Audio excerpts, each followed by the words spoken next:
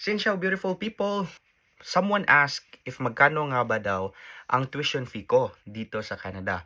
I'll just give you a hint that being an international student in Canada is so expensive.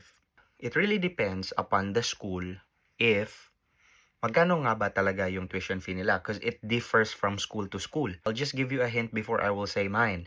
So first is for the undergraduate program. So tuition fees typically ranges from 20,000 Canadian dollars to 40,000 Canadian dollars. Also, it depends upon the field of study. Another is for graduate programs. It's way cheaper. So let's say the cost generally lowers than the undergraduate fee. So it starts from 11,000 Canadian dollars to 20,000 Canadian dollars.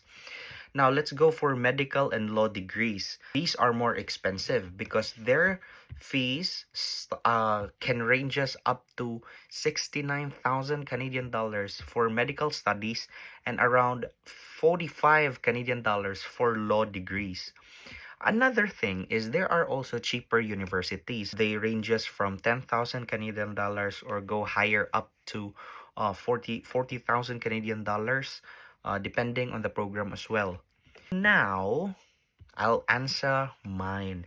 For my first year, I have entrance scholarship which is 2,000 Canadian dollars. Namaminus yan sa tuition fee ko. My whole duration tuition fee in a year cost 18,000 something Canadian dollars.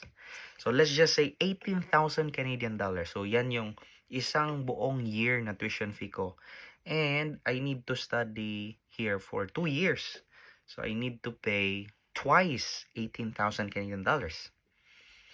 So that's it. I hope I answered your question. Bye.